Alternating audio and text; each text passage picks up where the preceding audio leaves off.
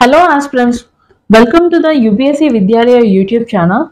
In this session, let us understand the question-wise analysis of the history questions mentioned in UPSc CSE Prelims 2023, and this is presented by me, Sailaja Areti. Now let us understand the first question which is mentioned in set A of 2023 Prelims paper. So the first question is, in which of the following regions was the Dhanyakatika, which flourished as a prominent Buddhist center under the Mahasanghikas, located? So it is talking about the location of Dhanikatika. The answer for this question is A. Like, where do you actually find the mention of Dhanikatika? So Dhanikatika served as one of the capital center of Satavahanas. Okay, Satavahanas are the rulers who has dominated the Deccan for a period of 450 years after the decline of Mauryans. Okay, so the Satavahanas were the subordinates or the feudatories of the Mauryans. Later on, after the decline of Mauryans, they have announced independence. Okay, so you must be knowing, like in the larger section of the aspirants know that Python or the Pratishthanatpuram, which is in Maharashtra, served as capital of Satavahanas, but much prior to that, the Anyakota, which is also called as Dharanikota, which is in Andhra Pradesh, served as the capital. And as Mahasanghikas are mentioned in the question, so please note that the first earlier mention of Mahasanghikas appeared in the second Buddhist council. So the second Buddhist council, which was held in 383 BC, and the pattern king is the Kalashoka, who belongs to the Shishunaga dynasty. The venue is Vaishali and it is presided by Sabakami. Why this second Buddhist council is super important? Because in this council only, the Buddhism, a schism has happened in Buddhism. What do you mean by the schism? The religious division in any religion is called as schism. Okay. So in Buddhism, what has happened in the second Buddhist council, it has divided into Mahasanghikas and the Sthaviravadins. Mahasanghikas and Sthaviravadins. Did you understood? So if you are talking about the schism in Jainism, then what is the schism in Jainism? That is Digambaras and Shwetambaras. If you are talking about the Islam, in Islam we have Sunnis and Shias. Okay. If you are talking about Christianity, we have Protestant and Catholics. Like majority of the religions in the world are not immune to schism. Is it okay? I hope you have understood this question. Let us move on to the second question. The second question is talking about, with reference to ancient India, consider the following statements. The first statement is, the concept of stupa is a Buddhist in origin. And the second option is, stupa was generally a repository of relics. And the third statement is, stupa was a votive and commemorative structure in Buddhist tradition. So how many of the statements given above are correct? So this is your question. The answer will be C, like all the three statements are correct. Okay. So but what you need to understand is that from Vedic time, so this stupa concept is super popularized by Ashoka, the greatest ruler of Mauryan dynasty. Okay. But much prior to that, this stupa is also found during the period of Vedic times, and it used to be the burial mounds in India. Okay. So the second statement, now let us understand about the second statement. It is talking about the repository of relics. See, if a stupa is constructed on the relics of Buddha, then it is called as Dhatu Garbhita. Please remember this point. It is called as Dhatu Garbhita. If a stupa is constructed on the relics of Buddhist monks, okay, so then it is called as Paribhojika. If a stupa is constructed, say for an example, you wanted to get All India Rank 1 in UPSC 2023 and finally you achieved it, then what will happen? As you pray to Lord Buddha and your wish is actually fulfilled, as a commemorative, as in order to commemorate it, you actually constructed a stupa. Then that kind of stupas are called as Uddesika stupa. Okay, so remember these points. So a stupa is a relic filled mound like structure. So that statement is correct. Okay, so relics, the second point satisfies this. So even though it appeared in Vedic times, but it is not that popularized. It is popularized because of Ashoka. And according to a Tibetan text, that is Divyavadana, it is believed that Buddha during his period has constructed 84,000 stupas. Of course, this figure is little exaggerated, but during Ashoka, that is the greatest ruler of Mauryans, the third ruler of Mauryans, like majority of the stupas are constructed. Okay, so this is this. And next, the stupas which are constructed on the relics of Buddha are located at Rajgriha, Vaishali, Kapilavastu, Alakapa, Ramagrama, Vettadipa, Pava, Kushinagar, and Piplivahana. Okay, so mention me in the comment section this what is the largest stupa in the world. Okay, so mention me in the comment section what is the largest stupa in the world. The largest stupa in India is Sanchi Stupa, which is located in the Madhya Pradesh. Okay, fine. Let us move on to the third question. The reference to ancient South Indian Korkai, Pumpuhar, Muchiri are well known as. The answer for this question, they are the port cities. Okay. In order to answer this question, you should have a fair idea about the Sangam age. Okay. The Sangam age is talking about the three Tamil dynasties, that is the Chola, Chera and Pandyas. Okay, it is a union, the literature texts which are compiled during the period of these three rulers of South India, that is Chola, Cheras and Pandyas. Okay, so for Cholas, the Kaveri Pattanam, which is also called as Pumpuhar. Okay, so this have a about Pumpuhar, Illango Adigal has mentioned in his book. What is the book which is written by Illango Adigal? Please mention me in the comment section. Okay, he mentions about this Pumpuhar because he talks about a story about a great lady. Her name is called as Kannagi. Okay, Kannagi is considered to be a goddess. The Tamilians and Keralites, they actually worship Kannagi. Okay, it talks about Madhavan and Kannagi story. Okay, there he mentions about Pumpuhar. Okay, and in the modern times, it is located in Tamil Nadu. For Cheras, their port city is called as Muchiri, which is mentioned here in the question. The original name of Muchiri is Muziri, or it is also called as Mahodayapuram, and it is located present in the Malabar coast of Kerala. And for the Pandyans, Korkai is their not only their capital, but it is also a port city. Okay, so this is about the question 3. Now let us move on to the question 4.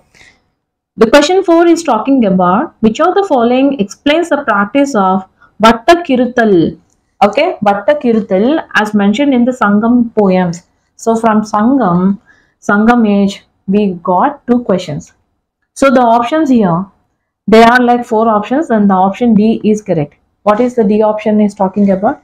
If a king is defeated in a battle, committing rituals used by starving himself to death. But the Vatta Kirutal, the etymological meaning of Vatta Kirutal means fasting facing north. Okay. So if a Tamil king, in order to save his dignity honor, he meets his death by facing north and would never turn back in the battlefield, which shows about the great valor, bravery of the king. Okay. So that is what a Kirutal actually means. So in Jainism, there is a concept of fasting on to the death that is called as Sallekana. And this Sallekana is performed by Chandragupta Maurya, the founder and one of the great ruler of ancient India. He is none other than Chandragupta Maurya. He performed Sallekana in Karnataka, okay, on the Chandagiri hill. He has actually fasted on to the death. Okay. Now let us move on to the question number 5. Consider the following dynasties: Hoysalas, Gahatwala, Kakatiyas, and Yadavas. How many of the above dynasties established their kingdoms in the early 8th century AD? Very straight question, okay? So the answer is none. That is the D is the answer. Because the Hoysalas, they have established their dynasty during the period of 10th and 14th centuries. Okay, this is the time period where they have ruled certain part of Karnataka. And the king who has established Hoysala, it is the Sala. And Gahadwalas, they are the Rajput dynasty who has ruled Uttar Pradesh, Kannauj as their capital. They flourished during the period of 11th and 12th centuries. Kakatiyas and Yadavas, they once upon a time worked as feudatories of Rashtrakutas. After the decline of Rashtrakutas, they also served for the Western Chalukyas, and after that they have announced independence. So this is the time period, that is 12th to 14th century. So the Prataprudra I can be called as the real founder of Kakatiyas. Much earlier to Prataprudra also, there are many kings, but they are not independent rulers. It is the Prataprudra one who has announced independence. And the Yadavas dynasty, it is called as Sevunas also. Okay. So 12th and 14th century, they have ruled during the period of 12th and 14th century. They dominated certain part of Maharashtra, and Kakatiyas dominated Telangana as well as Andhra Pradesh. Is that okay? Now let us move on to the sixth question. With reference to the ancient Indian history, consider the following pairs. Once again, very straight question. So he is mentioning about four literary texts. One is the Devi Chandragupta, Hamvira Mahakavya, Milinda Panha, and Niti Kavya Mitra. Okay, so Devi Chandraguptam or the Devi Chandragupta is written by Vishaka Datta. So very straight question. And Hamvira Mahakavya is written by Nyaya Chandra Suri. It is talking about the valor of the one Rajput king. Okay, so mention me in the comment section who is the king. Milinda Panha. So Milinda Panha, it is a dialogue. It is a questionnaire between the king Milinda and the answers given by a Buddhist monk. His name is Nagasena. He is the one of the person present in the court of Milinda. The Greek name for this Milinda is Meander. Okay, he is a Indo-Greek king. He is actually the Indo-Greek king. So he being a Greek person, he is not aware of this Buddhism properly. So he has a Buddhist monk. His name is Nagasena. So Milinda used to ask questions about Buddhism and the answers given by Nagasena. So they are beautifully compiled in a text format. It is considered to be Milinda Panho is one of the important texts for Buddhism. And this book is actually compiled in the Pali language. Okay. So this is also not properly matched. Third is not properly matched. The first option is also not properly matched. And if you are talking about Niti Kavya Mitra, this is compiled by Somadeva Suri. There is also a very famous book which is written by Somadeva Suri. That is the Kada Sarita Sagara. So Kada Sarita Sagara is another famous book which is written by Somadeva Suri. So the answer will be B. Only two are properly matched. Okay. So I have mentioned all these things. Please take a note of it. Now the seventh question. This is little difficult. Okay. So souls are not only the property of animal and plant life, but also of rocks, running water, and many other natural objects, not looking as living by other religious sects. The above statement reflects one of the core beliefs. Which one of the following religious texts of ancient India? So the answer for this question is Buddhism. But first of all, we need to understand is Lord Buddha himself has rejected the concept called as soul. The concept of soul is rejected by Buddha. But later on, what has happened? The soul concept was also introduced in Buddhism. Then what has happened? The five parts of soul of Buddhism. So they started to believe that there are five parts of soul which exist in the matter or body, take the form of rupa, the manifest form of four elements like earth, air, fire, and water, sensations or feelings, that is called as Vedana, perception of sense objects, okay, and the mental formations like the awareness, consciousness, mental consciousness. So in all these things, they believe that soul actually exists. Okay. So now let us move on to the eighth question. Who among the following rulers of Vijayanagara Empire constructed a large dam across Tungabhadra river and a canal cum aqueduct several kilometers long from the river to the capital city? So the answer for this question is Devaraya 1, that is answer A. So this is his time period 1406 to 1422. Okay, he has constructed a barrage across the Tungabhadra river, and he understood why he had actually constructed all these things, because he understood about the scarcity of water supply, and he constructed this barrage as well as this several kilometers canal so that it will satisfy the drinking and irrigation purposes for the people in his capital. Okay, so now let us move on to the ninth question. Who among the following rulers of medieval Gujarat surrendered due to the Portuguese? The answer for this question is C, that is Bahadur Shah. Okay, this happened during the governor Ninodi Kanna.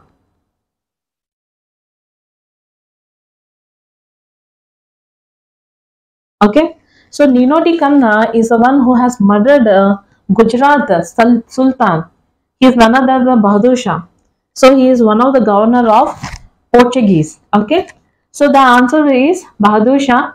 So Bahadur Shah was under the threat from the Mughal Emperor Humayun. So that is the reason he made an agreement with the Portuguese, granting them the due in exchange for the Portuguese assistance against the Mughals. Okay. So Nino de Kanna actually invited Bahadur Shah for talks. He invited him into his ship. After going into certain kilometers, he actually pushed the king into the waters. He murdered, like Nino de Kanna has murdered a Gujarat Sultan, and his name is Bahadur Shah. Now let us understand the 10th question. By which one of the following acts was the Governor General of Bengal designated as the Governor General of India? Very, very straight question. The answer for this question, it is talking about the Governor General of India. So then the answer is D. Okay. So the first Governor General of India is Lord William Bentinck. The first Governor General of Bengal is Lord Warren Hastings. What has happened because of the 1773 Regulating Act? The first Viceroy of India is Lord Canning. It is because of 1858 Government of India Act. Okay. So after that we will move on to the 61st question. So 61st question, here once again we have this history reference. With reference to the Indian history, Alexander Rea, H. Longhurst, Robert Sewell, James Burgess and Walter Elliot are all associated with? The answer is A. All of them are archaeologists. So definitely the answer will be A. And there is no logical explanation for it. It is a very, very straight question. The 62nd question, consider the following place. Basanagar, you must be knowing about the Basanagar pillar inscription, Baja and Sitanavassal. Okay. So now they have actually given this pairing, like they are well known for what? Okay. The answer for this question is B. Only two of them are correctly matched. What are they? So Basanagar is incorrectly matched because Basanagar is a Vaishnavite center. So Heliodorus is the one who has constructed this pillar in Madhya Pradesh. Okay. Bhaja is a Buddhist cave. This is located in Maharashtra. And Sitanvassal, it is a Jain center which is located in Tamil Nadu. Okay. The last question related to history in paper 2023 of UPSC CSE is, consider the following statements. Statement 1. 7th August is declared as a National Handloom Day. Statement number 2. It was in 1905 that the Swadeshi movement was launched on the same day. Which one of the following is correct in respect to the above statements? So the answer is A. Both statement 1 and statement 2 are the correct, and statement 2 is the correct explanation for statement 1. Okay. So if you have fair idea about the days, okay, then you can answer this question, because there will be a little confusion regarding the statement 1. But the statement 2 is, as we all know, what has happened in Swadeshi movement in 1905. Okay. So we have successfully completed all the questions related to the history. Okay. In the next session, I will try to explain about the geography related questions. Till then, take care and bye-bye.